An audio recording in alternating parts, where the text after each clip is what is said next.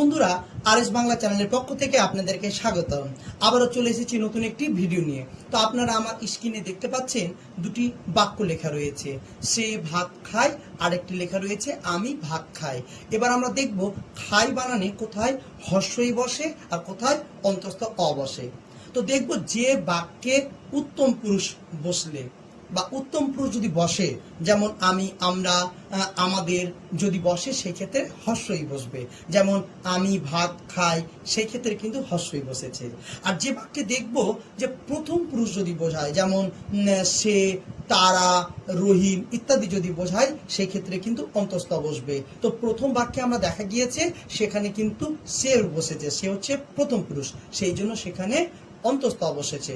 আর নিচের বাক্যে আমি ভাত খাই, আমি হচ্ছে উত্তম পুরুষ, সেই জন্য সেখানে হর্ষই বসেছে। ধন্যবাদ। ভিডিওটি ভালো লাগলে লাইক, শেয়ার করে আর চ্যানেলটাকে ফলো করে